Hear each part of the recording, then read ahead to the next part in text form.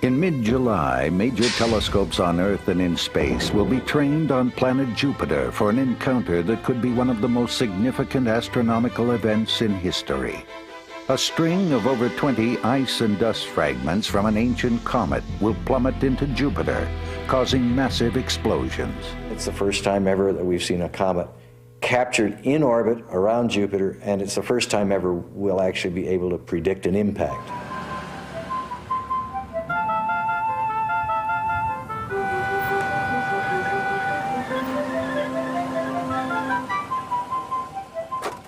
Geologist Eugene Shoemaker, astronomer Carolyn Shoemaker, and amateur astronomer David Levy found the comet at the end of March 1993.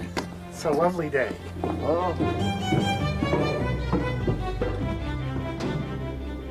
From their perch atop Mount Palomar in Southern California, they monitor the night sky using a 60-year-old 18-inch telescope. The vintage instrument has perfect properties for spotting fast-moving objects. With it, the Shoemakers have discovered dozens of comets. It is actually a camera. Exposures of 8 minutes are used for each picture. The field of view takes in a wider than normal portion of the sky, making it an ideal workhorse for spotting new objects. Okay, does that look right? Yes. And minus 1318. The evening of the discovery, high clouds threatened to cancel their efforts. Prospects didn't look good. But David Levy suggested that they continue, using damaged film that would have been thrown away.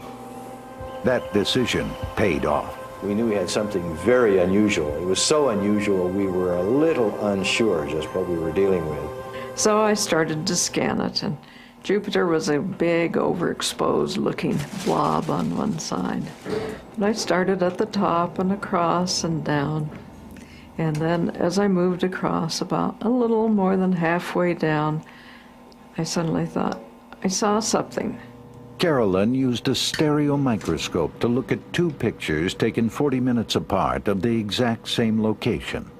As she viewed the images simultaneously, everything looked flat except fast-moving objects like asteroids or comets. They appeared to float.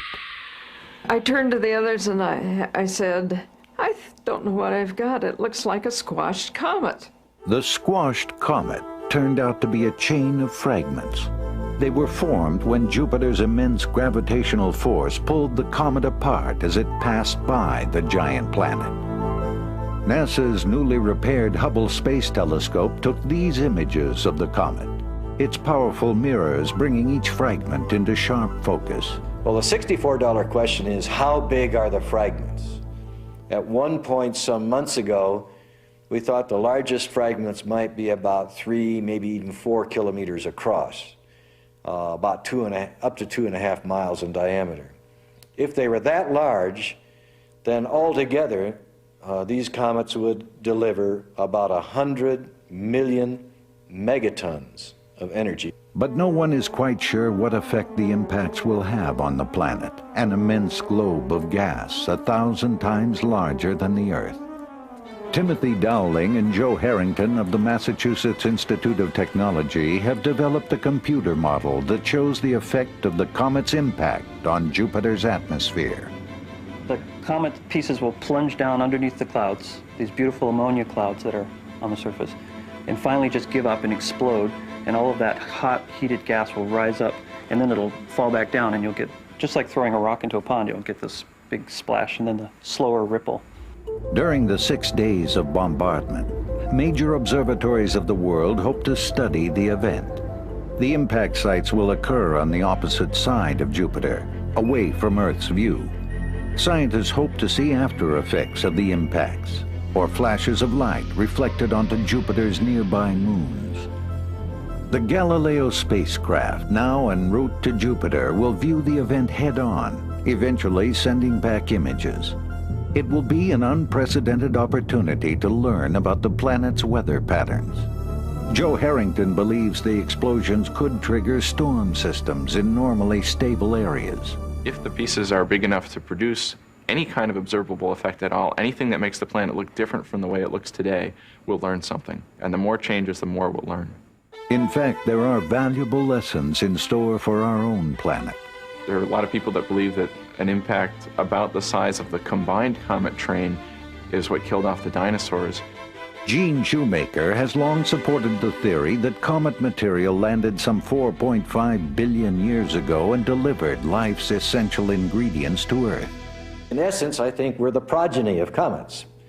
Comets arriving early in the history of the solar system delivered the volatile material. Come July 16th, amateur and professional astronomers alike will train their telescopes on Jupiter. Whether the event goes off with a bang or a whimper, few astronomers will miss this cosmic event of a lifetime.